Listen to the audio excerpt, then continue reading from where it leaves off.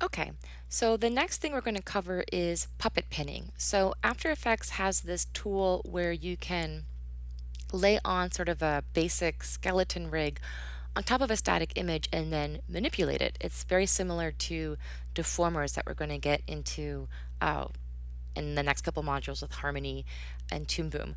So here, so we have our hand wave with some nice tweens and ease in, ease out on it. Everything is parented. Again, lock down the layers that we're not going to use. And so really you could just almost just isolate the tail because that's what we're working with. But I'm just going to lock down these guys like so. So originally I had this sort of shine layer on and I was playing around with trying to animate it using an effect, and I decided that it actually looked better without using it. So I'm going to delete it. And we're just going to work with the tail here. In the beginning, the fin isn't going to animate with it. We're going to talk about that when we talk about masking, and it's a very sort of specific thing of pinning the tail, the fin to the tail in terms of the puppet pin. So we'll do that when we talk about, that'll be a separate tutorial. So the fins aren't going to be moving along with the tail here because it gets a little bit complicated, and that'll be its own video. So the first thing we want to do is we don't have to really worry about the pivot point so much. You could just hold down Y and set the pivot if you want, but it's not going to matter too much because with the puppet pin tool, which is right up here, puppet position pin tool, it's not really going to matter because we're going to lay down where that hinge point is. So we're just going to go, we're going to lay a pin at her hip, at her knee, and at the very tip of the tail. I wonder if I can hide the fin. There we go. The very tip right there. You can show the mesh, which kind of shows you, when I just isolate this, it shows you kind of the working area of what is going to be deformed.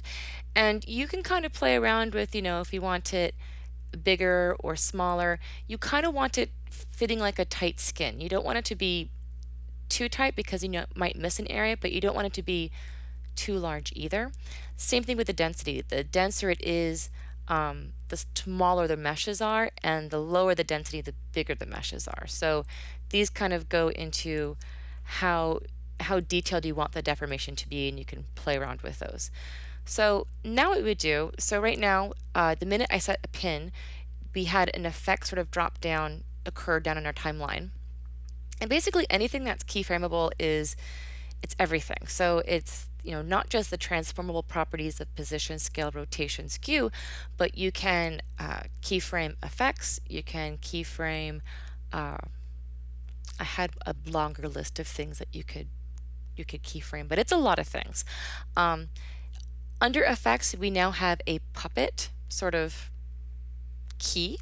Mesh one.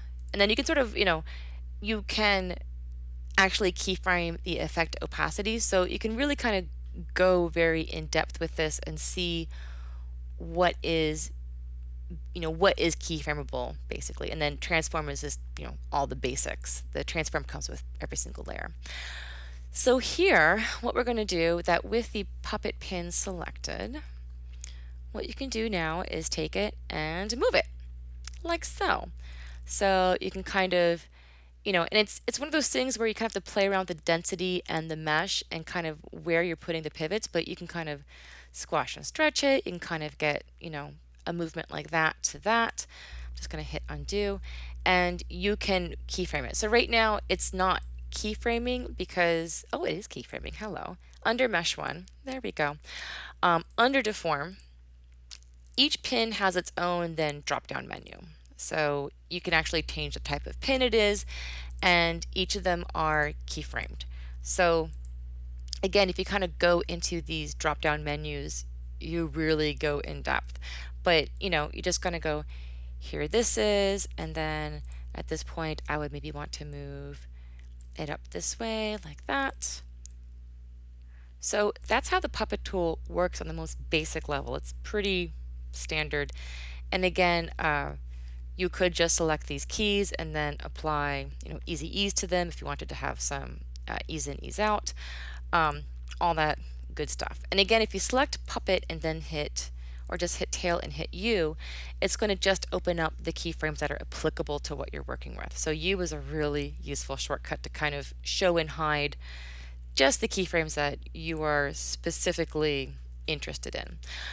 So that's the first type of pin you have, which is just the puppet pin tool. There are two other types of, well, they just added these new ones. Again, you're going to have software that's constantly updating, so get used to looking up tutorials, looking at the what's new features, and learning what all these new bells and whistles are, because there's no way that I could show you every single tool in depth and then expect that it's going to be the same in a year from now. The basic ones, puppet position tools, what I just told you, the puppet starch pin tool. So say you're like, I think this is too wiggly between here and here. If I look at the anatomy of a mermaid, I would assume that maybe this is a straight bone. So by putting in my little starch points like that, it basically says, I don't want these areas to deform. I want these to stay stiff, like starch. So if you know how to iron clothes, you would put starch to make things stiffer. So now it's kind of putting in a little bit of control points to go, you can't bend too much here because I've put down these starch pins. And then the last one that I know of is the overlap tool. So this is most applicable if you wanted an arm to be in front and then in back of a character, but that arm is on a flat image. You would use that to connotate when parts of the image would go over or under itself. With the tail, I'm not going to have it really go under too much. And here you see sort of the outline of it. Again, look at the tutorials and sort of dig in if this thing sounds exciting to you. This isn't the only rigging tool. This is the only one that's just sort of native to After Effects. So that's kind of the basic animation here. So looking back at my demo, I think I just had a basic up and down movement. So I'm just using a puppet tool for this tail to go up and down. So here I want something pretty similar. So she's going to sort of move up, and then I just want her to move back down again. So I can delete these keys and maybe just copy the ones that I started with, and I want her to loop at here. So she's just going to go up and then down. And that's all I really want her to do because there's a lot of movement happening. And again, these are diamonds, so there's no ease in, ease out. So select them, and F9 makes them easy ease in, easy ease out. So now it has ease in, ease out on the movement. But that's sort of the basics of the puppet pin tool. So next we'll talk about how to get that fin parented onto something like this, because obviously if I parent the fin onto the tail, it's not necessarily going to know where to pin that rotation point from.